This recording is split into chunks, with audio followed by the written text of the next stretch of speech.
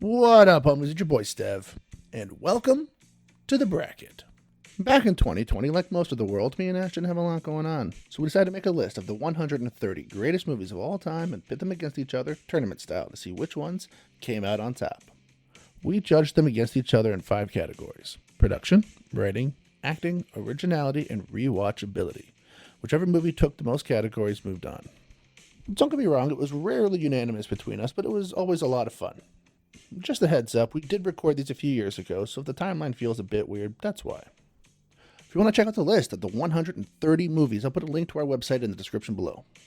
So without further ado, let's all go back to the land of 2020, where all we did was sit at home, drink excessively, and watch flicks. Enjoy.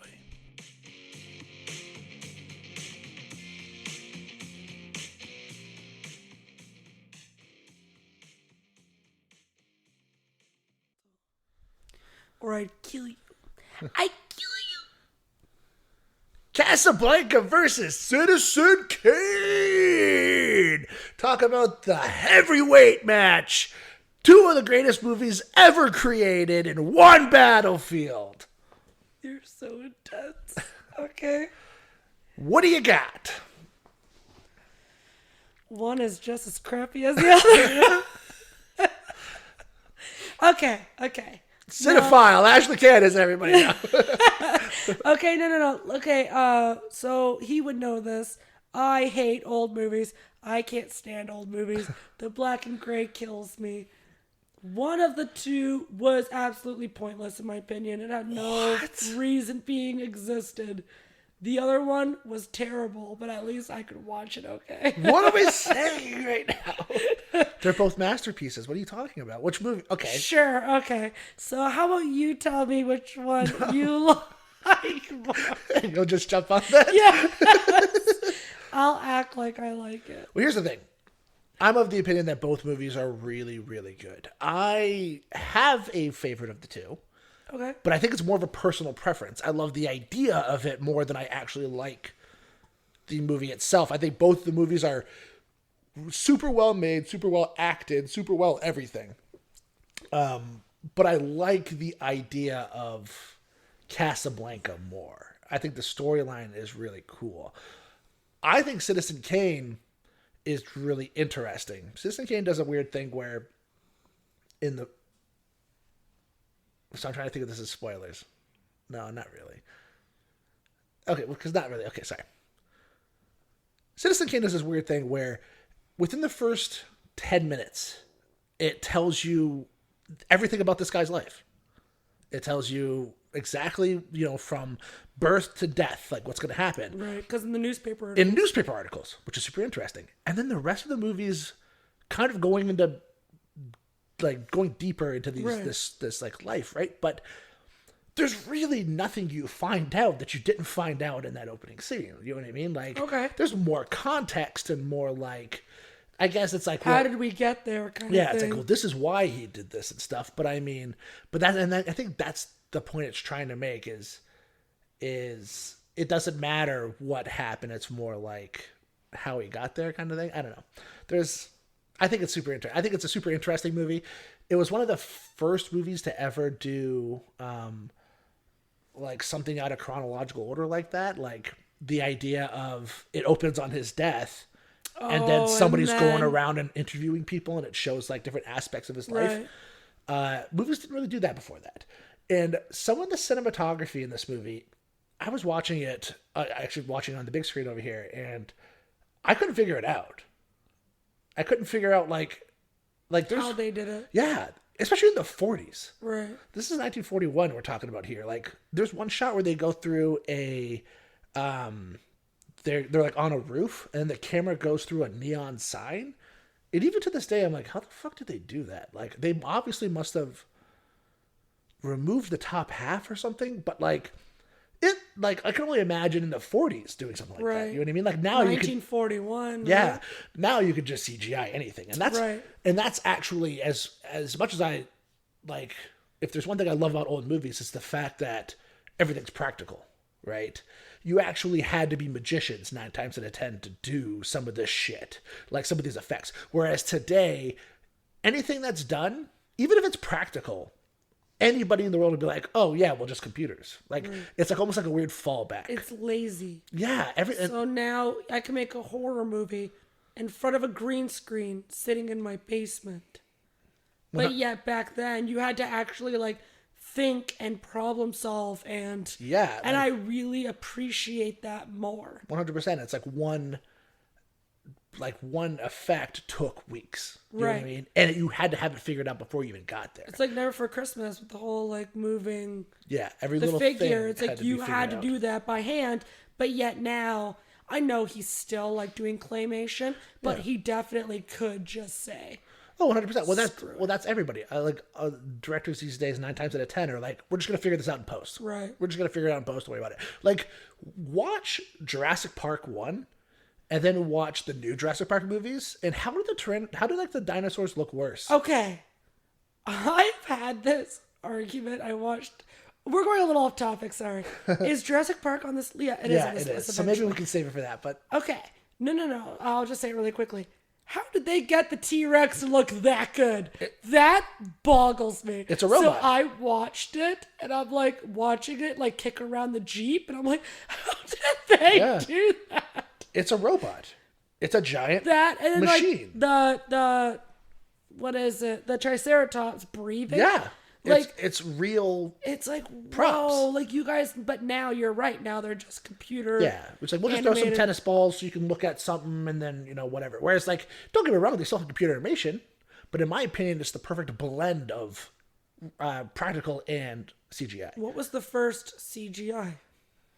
You would know. Oh, the first CGI effect? I actually don't. Well, I mean, like, it depends what you mean by CGI. I know that's hard to say. Like, I go to back to the Stan Winston effects, but even those are practical. But like, they used to do claymation in movies. It's kind of like CGI, but it's like.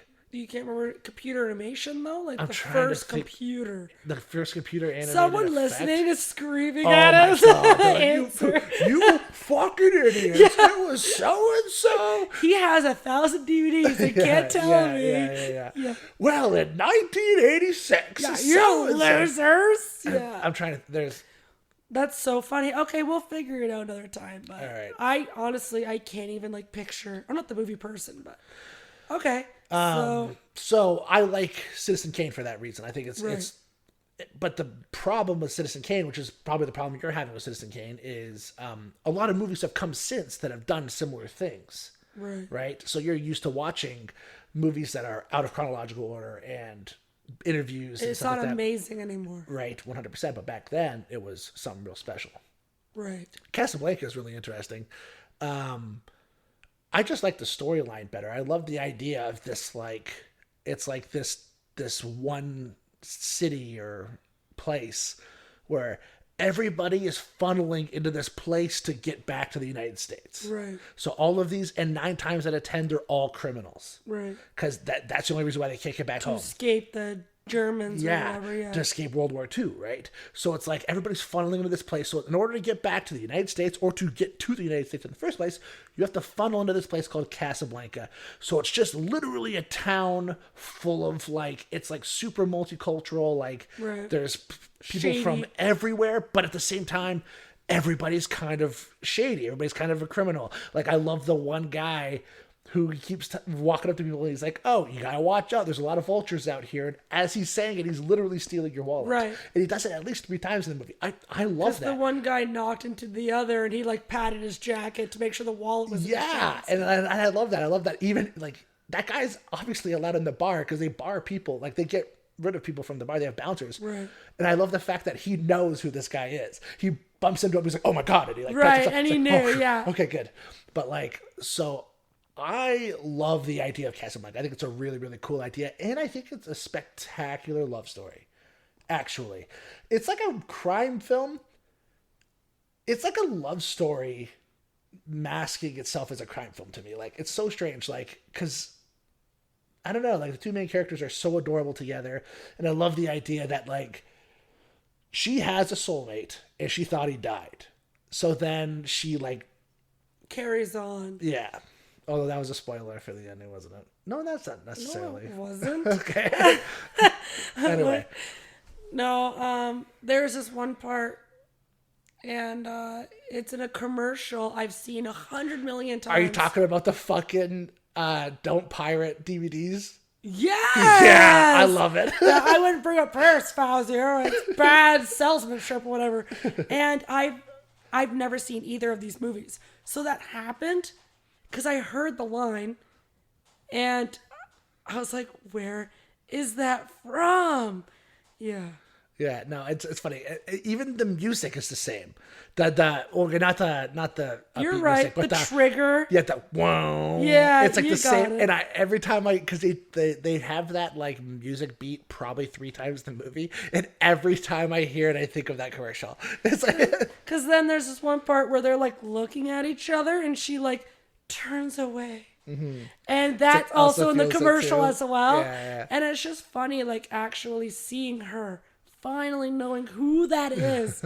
Because as I said earlier, like I don't watch black and white movies, so I would have never known. Mm-hmm. You know, but okay. So what do you got? We rate them. Definitely, Citizen Kane is better for me. So really? I was opposite. Okay. Casablanca to me was a movie about nothing. It was a love story. So I kind of get that. I was more interested in Citizen Kane. I was more like, what is Rosebud? What is it? I'm so curious. Okay, the butler definitely knows what Rosebud is. The butler doesn't know what... Okay, but like, I was more like excited in Citizen Kane. There were parts of it where I was kind of like, all right. Yeah, for sure. It is whatever. This is okay, but I liked it. Okay, so what do you got? What do you points? What do you got? Hey, it stopped. So rewatchability point, I will grant it to Citizen Kane, but I don't really think either one I can watch again right now. Okay. Acting, they're pretty much the same. I'm telling you, like, Citizen Kane maybe won it for 1 point. Like, they both were kind of like, eh. Okay. So what about for you? So is it like a tie then? Or No, are we just out going of 5, right? Are we just going off of my points? No, because then you'll say Casablanca won. Okay, so what do you got? So I said Citizen Kane won because I will probably most likely watch Citizen Kane again over Casablanca. So you do 2 to 3? Yeah. 2 to 3 for Citizen Kane? Yeah. Okay. So actually, I was actually going to give... I was going to do 2 to 3 for Casablanca. Okay. Maybe I could... What was the 1 point for Casablanca? Well, that's the thing, right? Rewatchability, 100% was Oh, Casablanca. really? I think I think the writing's better in Casablanca, personally. I think the rewatchability is better. And I just think it's more original. There's something like interesting about it. But that's the thing. But Citizen Kane might have been more original back in the day, right? See, I felt more compassion or feelings in the ending of Citizen Kane than I did in Casablanca. Okay. The final, like, all right. what is it? Twist, I guess. Yeah. I felt more for Citizen Kane. It actually made me really happy. All right. How about I'll give it to you? Citizen Kane. Yay! Right. Citizen Kane won. I mean, it didn't really win. Yeah. Both movies were pretty much even. Yeah. That was a great pair up, by the way. Thank you. They're 2 very, very good movies. So, and that's the thing, and they're both 1 year apart. 41, 42. I was going to say that. They're very close both made in World War II. So, cool. I mean, Casablanca, it's one of the greatest movies ever created. One of my favorites. But I think Casablanca definitely has one of the points for acting. Their acting is better for me. Yeah.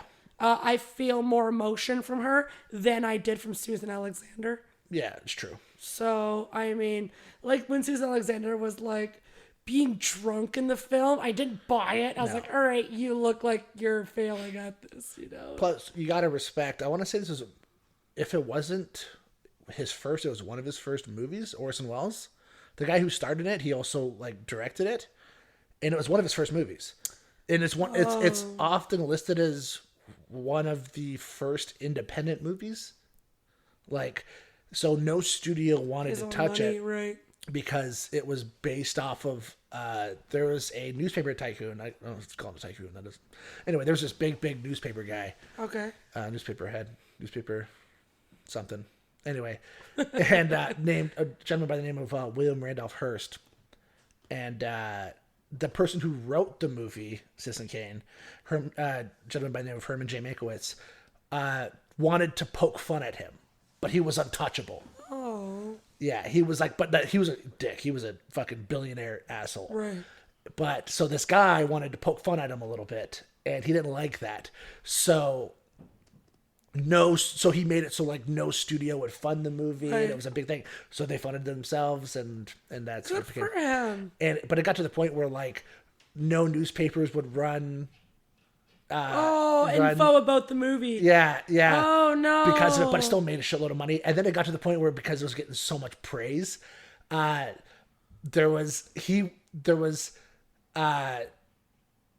was supposed to go to like some press junket, but then he got a phone call that Orson Welles, the main character. So he got a phone call, and the person on the other line was like, "Don't go to that press junket," and he was like, "Oh, okay, whatever." So he decided not to go.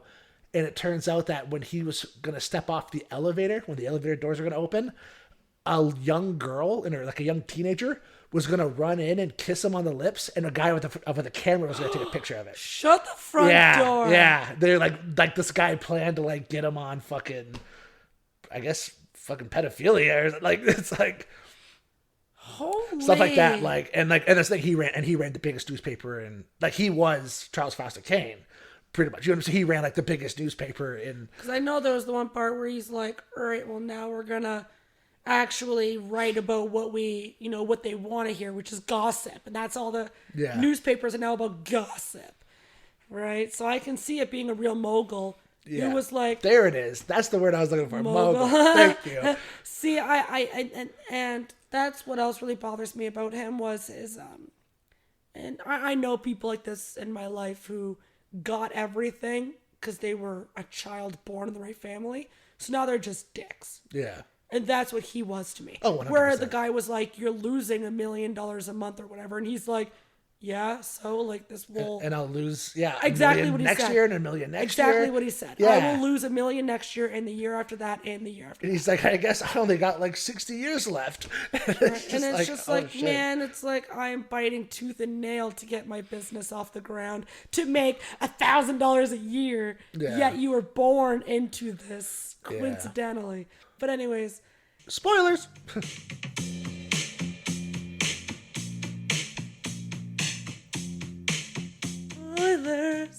Spoilers. Spoilers. Oh, Jesus. How many ways could we say spoilers? We just say spoilers. Just spoilers? Oh my God. Have you tried that one yet? I don't think I've tried that yet. You went here. You obviously know it's spoilers. Like, spoilers are happening. Spoilers. All right. So this is the spoilers. Yeah. So Rosebud, you didn't see it coming. No. And it actually blew your mind? Yeah. Okay. Now that I watched it, that was a silly sentence. I meant like, now that I actually understood like what it meant, that snow globe means so much because they live in whatever, LA or whatever, and he hasn't had snow. Yeah. So he finally saw snow in the snow globe and he thought,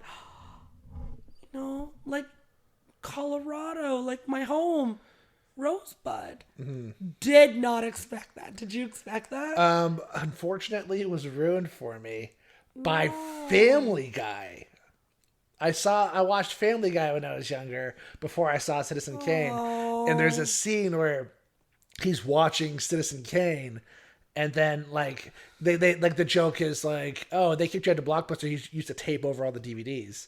And then it showed like the beginning of Citizen Kane where he drops a snow globe, and then it cuts to Peter Griffin and he's like, "It's his sled. Rosebud is his sled." And then it's like, and that's all. So going in and seeing the opening, I'm like, "Oh, I think I know where this is going." Because the sled is unfortunately the first. Because, and I understand why it meant so much because... Like, it was the last time he was happy. He saw his mother. Yeah. Wait, was that the mother who died young of cancer? No. Sorry, that was Max Fisher.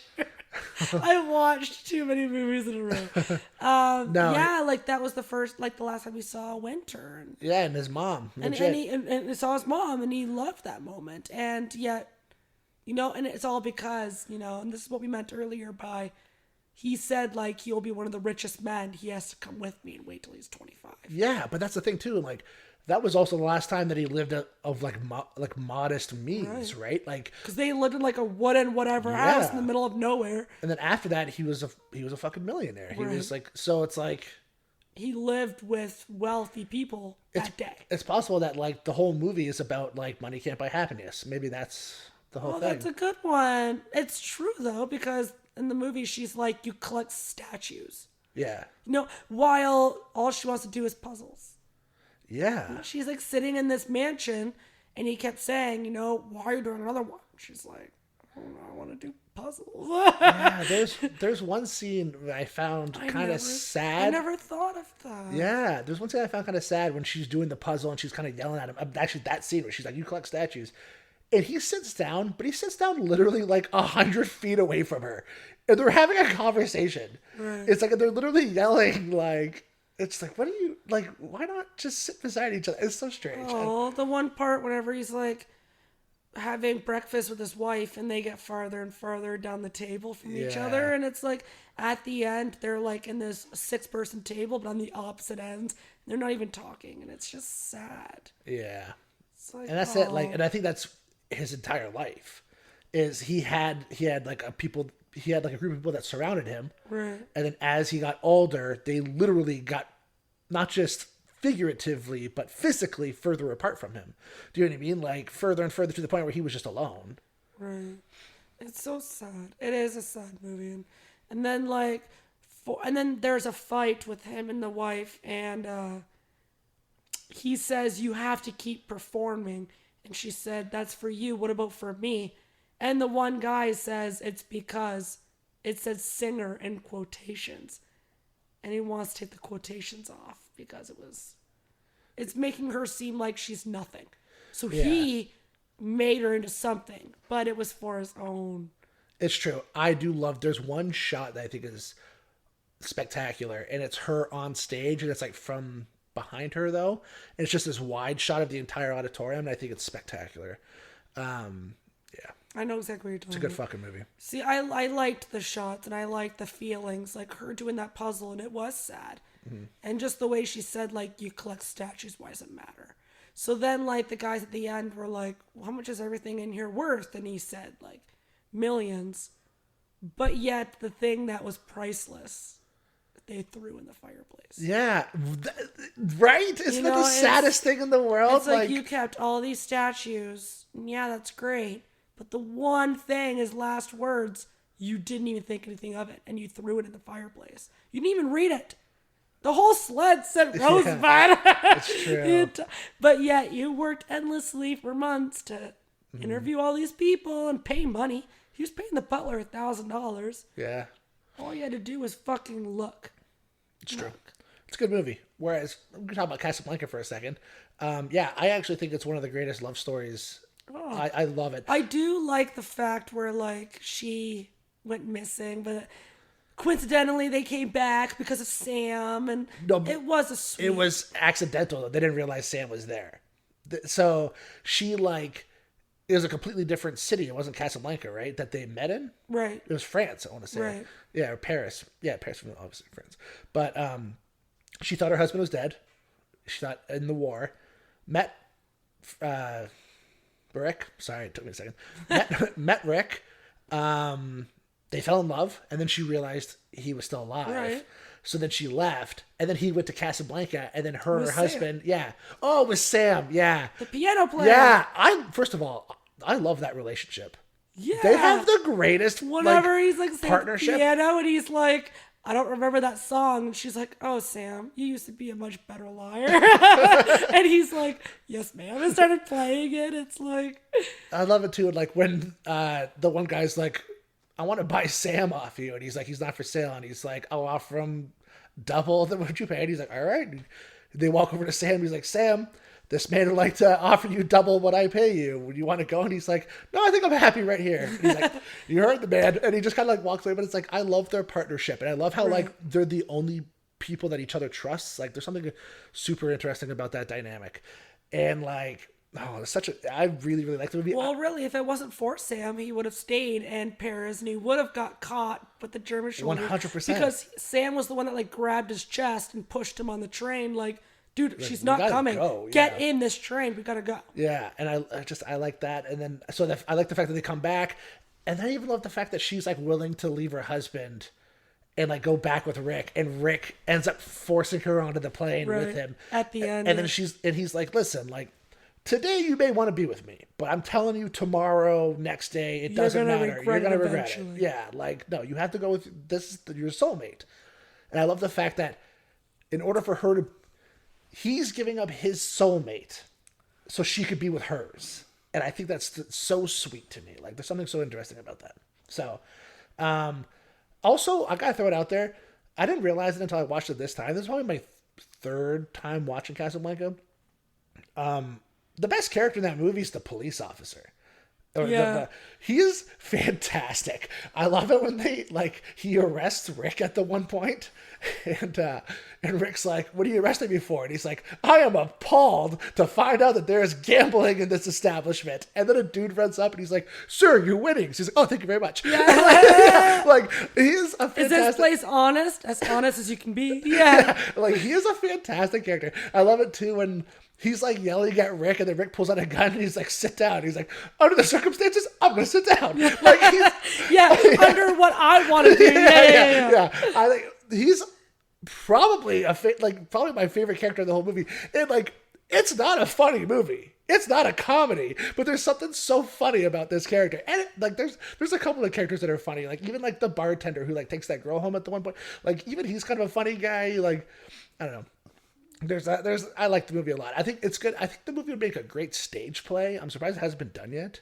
Oh, that's a good idea. Because it's really one location. You could cut out all the other big locations and have it all take place in the I guess the bar. I don't know. Is it a tavern? Whatever it is. But see, it was a tavern at one point, right? And then it's a gambling place. Yeah. See, I don't want to say this is what really hurt Casablanca for me, is that anytime I ever brought up this list to anybody, they brought up like 4 movies that have to be on the list, and one was Casablanca. Oh. I have heard of Casablanca at least 100 times in my life, and I've never seen it. It's a good movie. So then when I watched it, I went, oh, okay.